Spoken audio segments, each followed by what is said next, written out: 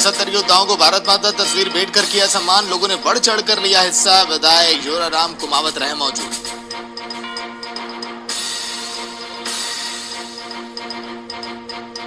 नए साल के जश्न पर चूरू जिले में 10 घंटे का कर्फ्यू। आज रात 8 बजे से सुबह 6 बजे तक रहेगा कर्फ्यू। एसएसपी योगेंद्र फौजदार ने दी है जानकारी।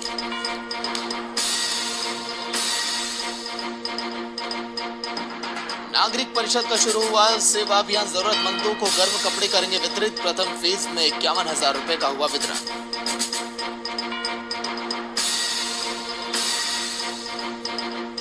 और पुलिस ने किया सीएलजी बैठक का आयोजन। लोगों ने नववर्ष शांतिपूर्ण मनाने की अपील। कोरोना गाइडलाइन का करें पालन, ये दिया गया निर्देश।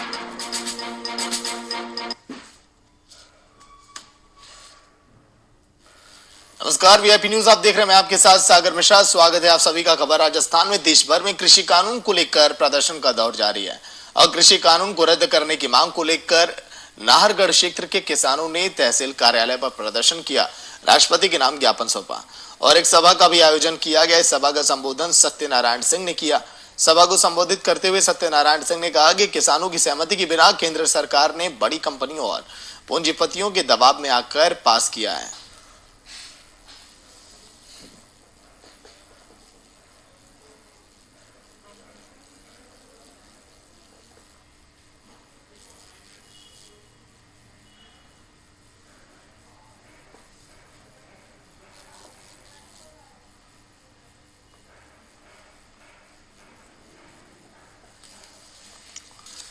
तो जिस तरह से देश भर में कृषि कानून का आंदोलन बरकरार, लेकिन किसानों का ये कहना कि पूंजीपतियों के दबाव में आकर इस कानून को पास किया गया। कृषि कानून को रद्द करने की मांग अभी भी बरकरार। किसानों ने राष्ट्रपति के नाम ज्ञापन सौंपा और ये कहना किसानों का कि हम चुप नहीं बैठेंगे जब तक हमारी मांगों को अनसुना किया जाएगा।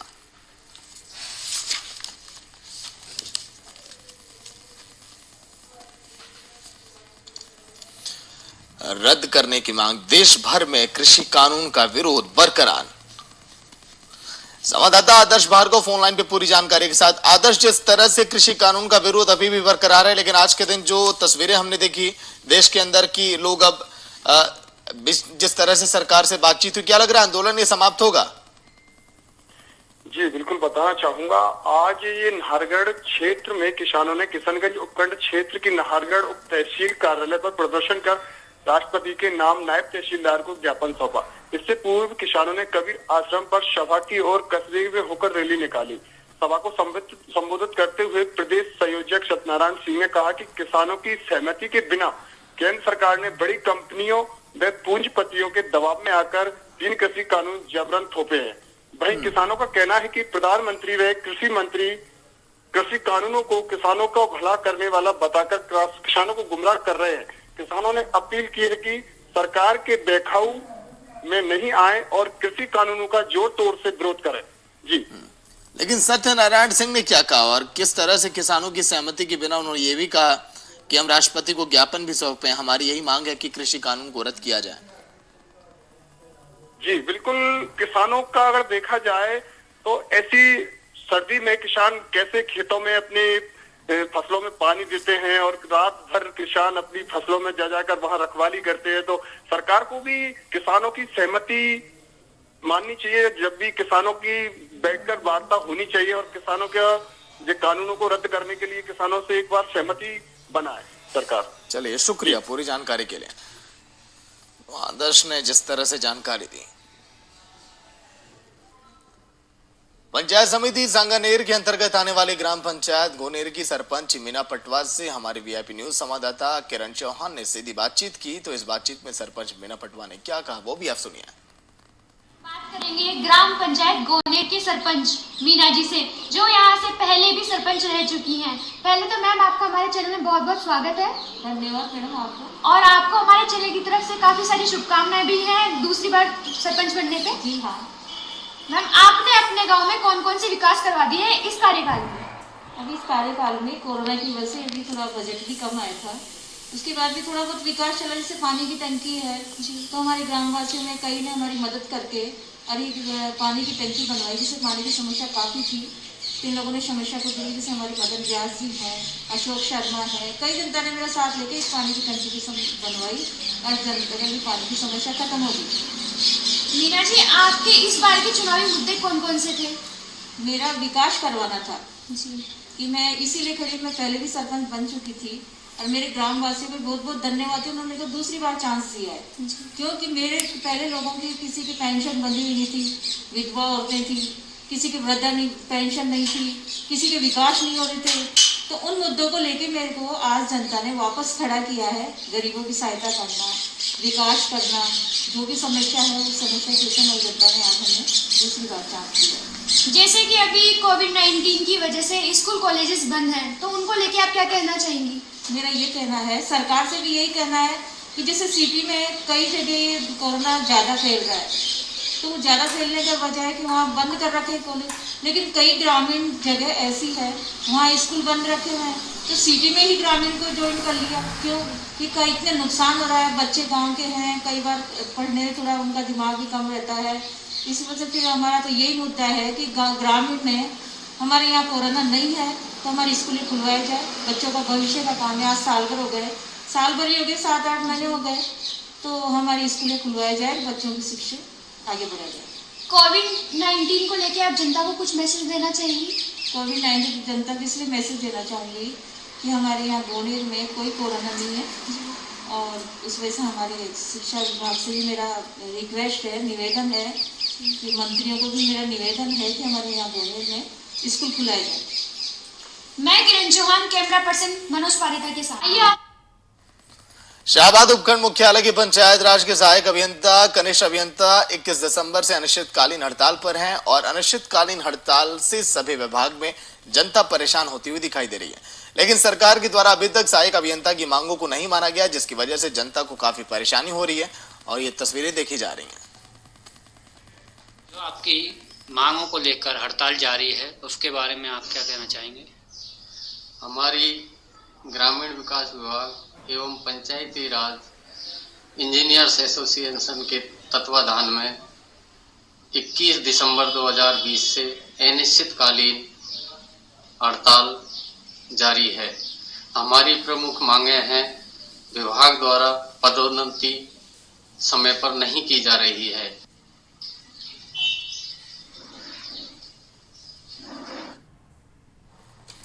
वहीं वार्ड पंचायत प्रतिनिधि शंकर लाल तिवारी से भी हमारी संवाददाता किरण की खास बातचीत हुई, वो भी आप देखिए। विकास को लेके आप क्या कहना चाहेंगे?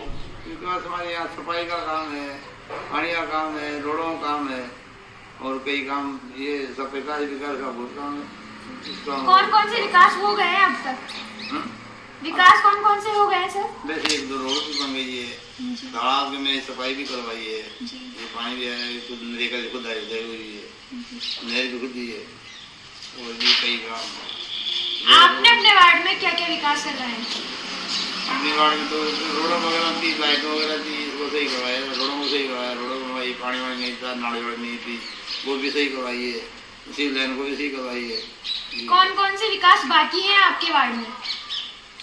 लाइटों का विकास बाकी है, तो लाइट लगनी है, सफाई का विकास बाकी है और भी कई विकास है, पानी वानी के जिनमें नाली साफ करने को, मतलब किसी लाइन के साफ करने को मंदिर में कई काम। तो सर आपके इनको लेके क्या प्रयास रहे हैं? इसको करवाओ, ये काम होना चाहिए।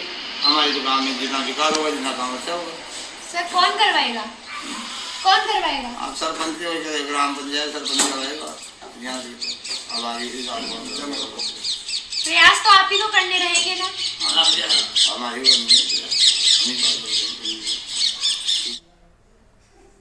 प्रदेश में बर्फीली हवाओं ने कड़ाके की सर्दी का असर अब चरम पर दिखाई देने लगा। लगातार 3 दिन से चल रही सर्द हवाएं अपने तीखे तेवर अब दिखाने लगी हैं।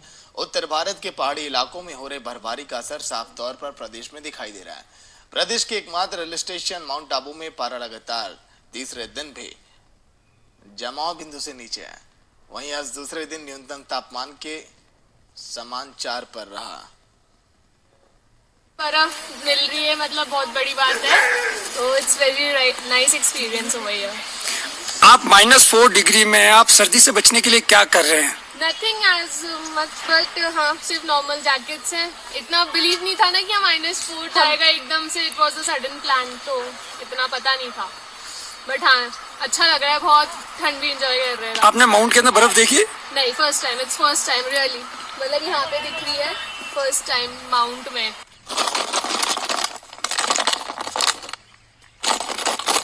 रमेश फिलहाल फोन लाइन पे पूरी जानकारी के साथ. रमेश, फिलहाल मौजूदा तापमान कितना है, कैसे हालात हैं राजस्थान में?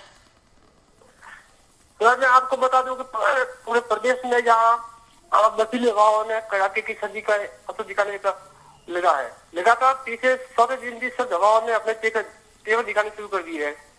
वही आपको बता दें कि प्रदेश के एकमात्र हिल स्टेशन माउंट आबू जहाँ पारा लगातार तीसरे दिन जमा बिंदु से नीचे है.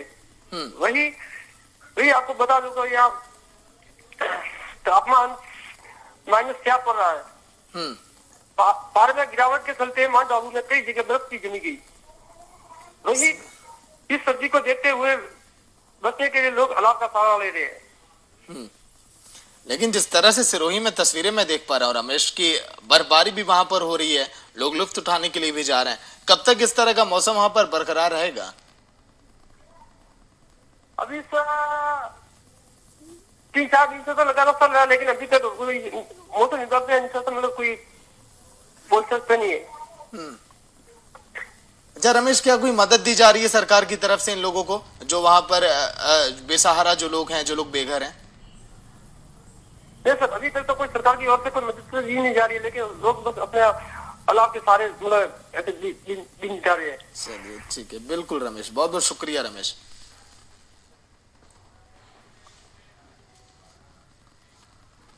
जालौर जिले के संकुल चरली में बालिकाओं के लिए एक शिविर का आयोजन किया गया, जिसमें गांव के सरपंच दिनेश चुंडावत समेत आंगनबाड़ी कार्यकर्ता और बालिका वहां पर मौजूद रही. इस कार्यक्रम में बालिकाओं को प्रिविलेज वॉक एक्टिविटी और अन्य गतिविधियों के बारे में जानकारी दी गई. साथ ही भेदभाव पर भी चर्चा की गई.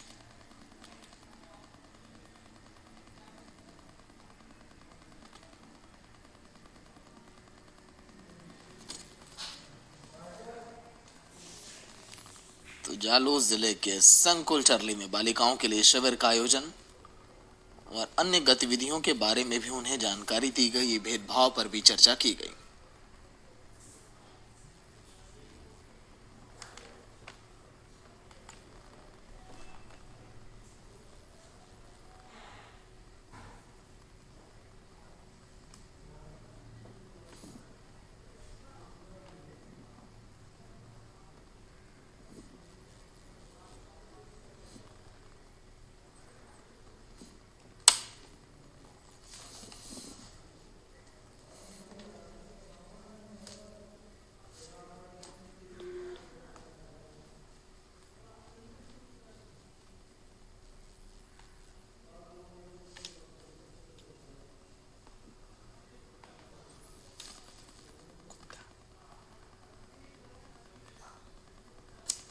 संवाददाता संजीव फोन लाइन पे पूरी जानकारी देगा. संजीव, बालिकाओं के लिए शिविर का आयोजन और क्या जानकारी दी गई बालिकाओं को?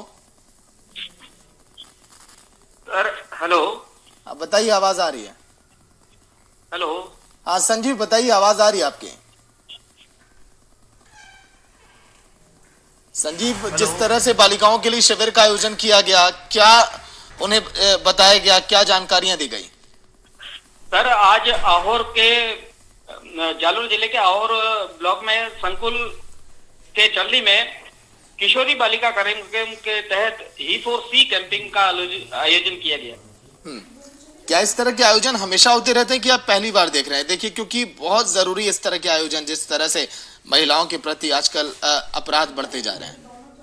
हाँ, इस कैंपेन का आयोजन इस आहोर ब्लॉक में पहली बार देखने को मिला है. छोटे से गांव चरली में जो सरपंच है दिनेश चुंडावत, उसने बालिकाओं को विशेष तौर से इसके बारे में जानकारी दी. जानकारी में क्या बताया गया बालिकाओं को Sanjeev? Pre village walk activity एवं गतिविधियों के बारे में विशेष जानकारी दी गई. हेलो. ठीक है, चलिए, शुक्रिया पूरी जानकारी के लिए.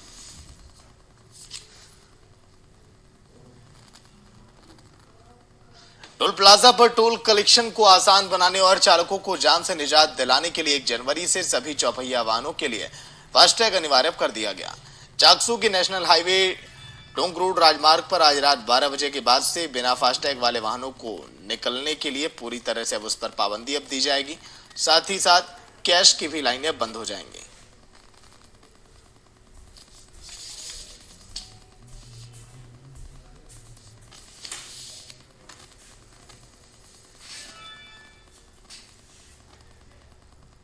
करने का चल रहा है, यानी कोई भी जो व्हीकल आएगा हर एक व्हीकल को फास्टैग लगाना अनिवार्य है। अगर फास्टैग नहीं है तो उस गाड़ी को एंट्री नहीं है टोल प्लाजा पे। तो इनिशिएटिव का एम इतना ही है कि हर एक गाड़ी फास्टैग से ही जाए। इसमें कौन से व्हीकल्स फ्री किए जाएंगे? जैसे इस पे जो एनएचए के गाइडलाइंस है जिसपे एग्जम्पशन है, इन वाहनों को एनएचए की मार्फत से एग्जम्प्टेड फास्टैग इशू किया है। सत्यनारायण संवाददाता फोन लाइन पे पूरी जानकारी के साथ। सत्यनारायण, फास्टैग अब अनिवार्य होगा, मतलब कि अब गाड़ियों को एंट्री अब नहीं मिलेगी जिसका फास्टैग नहीं होगा।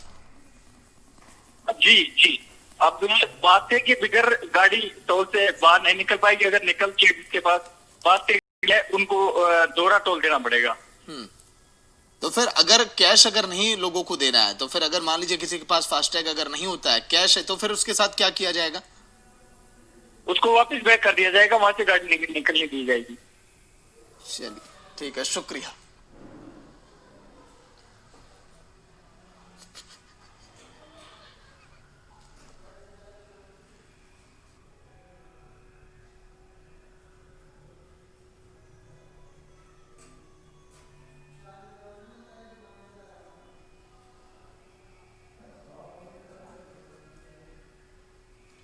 राजस्थान कृषि प्रधान देश है। राजस्थान के कई इलाकों में किसानों का स्रोत एकमात्र कृषि पर ही निर्भर है। कृषि के माध्यम से ही प्रदेश के कई क्षेत्रों में किसान अपना जीवन यापन करते हैं। इस बीच किसानों को कई परेशानियों का सामना भी करना पड़ता है। खेतों में पानी के लिए बिजली की व्यवस्था को लेकर सबसे ज्यादा समस्याओं का सामना आम किसानों को ही होता है। ऐसे मुख्य समस्या से निजात पाने के लिए लालसोट मुख्यालय के ग्राम पंचायत डिडवाना के किसान दिलीप सैनी ने अपने खेत पर पीएम कौशल योजना के तहत करीब 450 हॉर्स पावर का सोलर पंप लगवाकर रात की सिंचाई को अब बाय बाय अब कह दिया।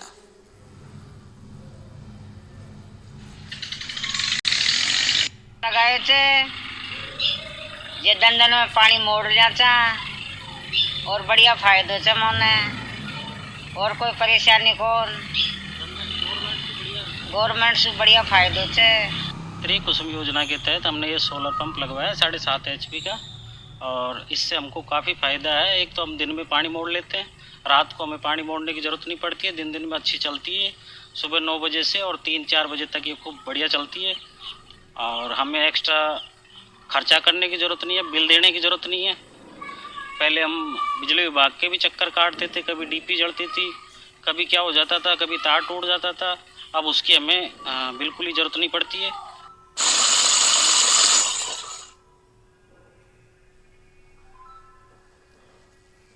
उपखंड के पार्ली जोड़ में अंतर्राष्ट्रीय हिंदू परिषद सेवा संघ के तत्वाधान में गुरुवार को कोरोना योद्धाओं का सम्मान समारोह विद्यालय परिसर में आयोजित किया गया। कोरोना योद्धाओं का सम्मान करते हुए विधायक जोराराम कुमावत ने सबसे पहले सभी वॉरियर्स को सलामी दी और कहा कि प्रधानमंत्री नरेंद्र मोदी की वजह से भारत काफी हद तक कोरोना से लड़ाई लड़ने में सफल हो रहा है। जहां पहले भारत को पीपीई किट के लिए दूसरे देशों पर आश्रित रहना पड़ता था, वहीं अब न केवल देश के कोरोना वॉरियर्स के लिए देश में किट बनाकर योद्धाओं को अब राहत दी गई।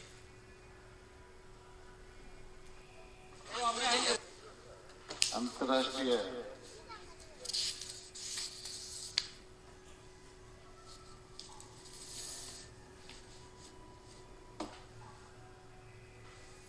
पुखराज कुमार फोन लाइन पे पूरी जानकारी के साथ। पुखराज, जिस तरह से जिक्र किया गया अंतर्राष्ट्रीय हिंदू परिषद सेवा संघ के तत्वाधान में जिस तरह से कार्यक्रम का आयोजन किया गया कि कोरोना वॉरियर्स जिनका अहम योगदान रहा इस कोरोना काल में, पुखराज। जी मिश्रा जी, बिल्कुल आज बालड़ी जोड़ के अंदर अंतर्राष्ट्रीय हिंदू परिषद सेवा संघ के तत्वाधान में कोरोना योद्धाओं का सम्मान समारोह आयोजित किया गया, जिसमें करीबन 70 योद्धाओं का विधायक जोराराम कुमावत के हाथों द्वारा भारत माता की तस्वीर भेंटकर माल्यार्पण कर सभी योद्धाओं का स्वागत किया गया। बिल्कुल यह सही बात है कि करीब उन्होंने 10 महीने अपने जान को हथेली में खेलकर अपने परिवार की परवाह न करते हुए आम जन की सेवा की और आज विश्व परिषद ने इन सभी योद्धाओं का स्वागत किया। चलिए, शुक्रिया पूरी जानकारी के लिए।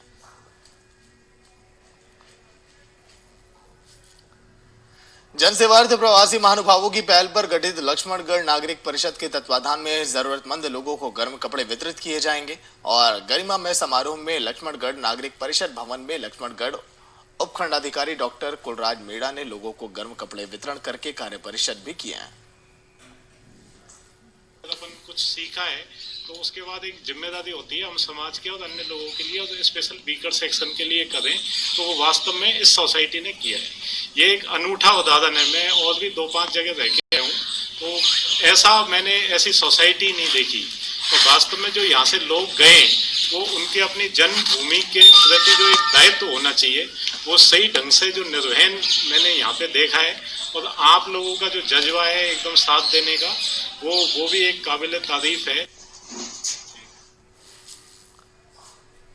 एक तरफ देश भर में स्वच्छ भारत अभियान चलाकर भारत देश को स्वच्छ बनाए रखने के लिए अनेकों फंड अपनाकर जागरूक किया जा रहा है, तो वहीं दूसरी तरफ स्वच्छ भारत अभियान के खुलकर धज्जियां उड़ाई जा रही हैं।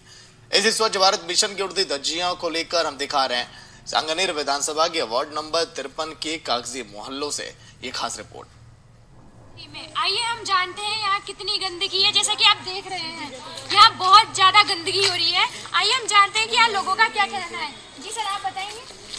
मैडम, हमारे में बहुत ज्यादा परेशानी है, बच्चे बीमार हो मुझे है वार्ड नंबर 93 में। आइए हम जानते हैं यहाँ कितनी गंदगी है। जैसा कि आप देख रहे हैं यहाँ बहुत ज्यादा गंदगी हो रही है। आइए हम जानते हैं कि यहाँ लोगों का क्या कहना है। जी सर, आप बताएंगे।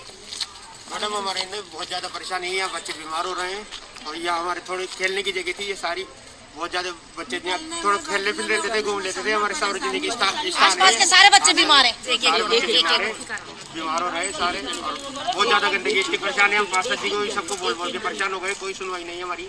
यहाँ के पार्षद जी क्या बोल रहे हैं? पार्षद जी बोलते कराएंगे, मना भी नहीं करते मगर आते भी नहीं है। आपको उनको बताते हुए पहले सुमन जी गुजरती थी, उनको खूब बोला, फिर अब ये दिव्या जी आ गए, इनको भी खूब बोल रहे हैं मगर कोई सुनवाई नहीं। क्या कहना है सर? दिव्या जी बोलते कराएंगे भैया, हम इनको कराएंगे, मना तो नहीं करते मगर निकले कराएंगे। निगम में फोन कर दिया, हम निगम वाले को बोल के जाते हैं, निगम में जाते हैं तो निगम वाले बोलते हैं भैया बड़ी गाड़ी नहीं जाती उधर, अब मैडम का ऑर्डर होगा जब हम बड़ी गाड़ी लाएंगे जब सही करेंगे। जी मैम, आप कुछ ऐसा हम बिल्कुल करीब है, हमारे बच्चे इतने मच्छर हैं कि पूछो मत।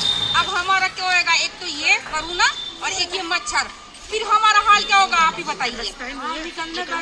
आप ही बताइए कितना बीमार होंगे हम लोग। साल भर हो गया हम जाते जाते हम थक गए सब।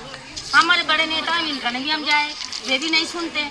क्यों? उनकी रिश्तेदारी अटक जाती है, भाई रिश्तेदारी आ गई उनकी, तो इसलिए नहीं होता है। गंदगी में रिश्तेदारी क्या करेगी मैम? रिश्तेदारी क्या है, इधर नाली है, कोई 100 साल हो गए होंगे जैसे इधर ही जाता है। हमारे पहली कागजान का काम था कागज का, तो हम इसलिए इधर ही जाता था, हमारे ढाल इधर ही है ना। अब ये इधर ये गली है ना, ये इधर बिल्कुल गली, इन्होंने उधर जाओ उधर है हमारे गली, वो गली रोक हमारी 2 साल हो गए गली रोके। साल भर से हम सब जगह जाते जाते जाते थक गए। अब अंत में अब क्या करा जाए। अब जो ये पानी भरा है वो कौन सी जगह है? ये कागजी मेला का बड़ा ग्राउंड है, कागजी मेला बना हुआ है। यहाँ पे क्या काम आता था पहले? कागजी बोल लेगा, सार्वजनिक स्थल है, कर लेते थे, छोटी मोटी वो कर लेते थे। अब 1-2 साल से तो हम इतने दुखी हैं सारे ही। अब बताओ इसमें मच्छर नहीं हो रहे, बीमारी भी आके गई, अल्लाह के हवाले रह रहे हैं हम, और कुछ भी नहीं है। बिल्कुल नाली हमारे गेट था, सब रोक लिया, चलो वो भी ले लो। हमने हाथ जोड़ लिए कि हमारी सिर्फ नली दे दो, 3 फुट नीचे दे दो, गली में मत दो। हमने क्या किया, गली में मत दो, हमारी नले दे लेना दो नीचे, तो हमारे कुछ सुधार हो जाएगा। साल 2020 अंतिम पड़ाव पर है, मगर ये तस्वीरें जो अब आप देखेंगे वो तस्वीरें हम आपको दिखाएंगे आने वाले समय में भी 2021 की। फिलहाल इतना ही, देखते रहिए VIP न्यूज़। नमस्कार।